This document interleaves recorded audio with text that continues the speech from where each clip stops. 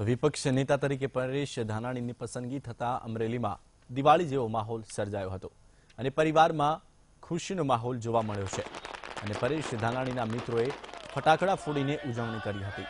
સાથે પાટીદાર યુવાનોમાં પણ ખુશીનો માહોલ જોવા મળ્યો હતો।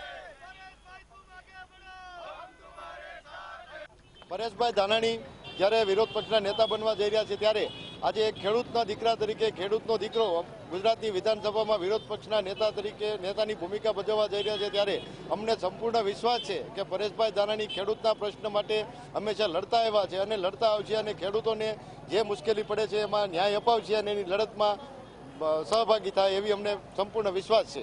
પરેશભાઈ બીજાના દુઃખે દુઃખી અને પોતાના બીજાના સુખે સુખી એવો યુવાન છે। જ્યાં સુધી એના ખિસ્સામાં 10 રૂપિયા હોય ત્યાં સુધી પૈસા વાપરી નાખે અને એવી ગરીબ માણસો માટે એવી કામગીરી કરે એવા એક પરેશભાઈ જાગૃત ધારાસભ્ય તો હવે બન્યા। પહેલેથી જ એને એક નાના માણસોની કામગીરી કરવામાં, ગરીબ માણસોને સાથ સહકાર આપવામાં ખૂબ જ પરેશભાઈ ગરીબોના હામી છે અને કોઈ પણ તમામ સમાજને, નાના મોટા તમામ સમાજને સાથે રાખી અને ચાલનારા છે અને નાના સાથે નાના, મોટા સાથે મોટા એવી રીતે આમાં અમરેલીમાં તમામની સાથે રહેલા એક યુવાન મિત્ર છે। પરેશભાઈ આમ તો અમે નાનપણના મિત્રો, પરેશભાઈની પહેલાથી હંમેશા નાનપણથી સેવાની પ્રવૃત્તિ છે અને આંદોલનમાંથી ઉભો થયેલ નેતા છે એટલે બધા સમાજને સાથે લઈ અને ગમે તેવું કામ પડે ગમે ત્યારે અડધી રાતેનો હોકારો છે।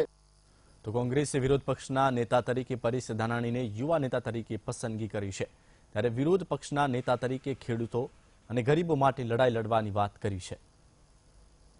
ગરીબ ગામડું અને ખેડૂતના હૃદયની વાતને વિધાનસભા સુધી પહોંચાડવાનો એક ટીમ તરીકે અમે સૌ સાથે મળીને પ્રયાસ કરશું। આ લડાઈ એક ગરીબ ગામડા અને ખેડૂતને ભયભ્રમ અને ભ્રષ્ટાચારમાંથી મુક્ત કરવા માટેની છે।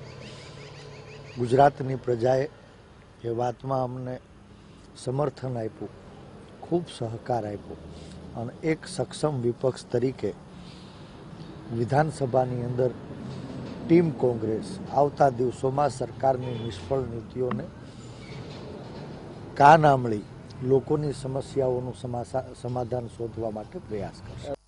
તો વિપક્ષ નેતા તરીકે પરેશ ધાનાણીનું અમરેલીમાં આગમન થયું હતું। પરેશ ધાનાણીએ નાગનાથ મંદિરમાં શીશ ઝુકાવ્યું હતું, ફૂલહાર અને પુષ્પમાળાઓની પુષ્પવૃષ્ટિ કરી આશીર્વાદ મેળવ્યા હતા અને દર્શન બાદ ડોક્ટર જીવરાજ મહેતાની પ્રતિમાને હાર પણ પહેરાવ્યો હતો।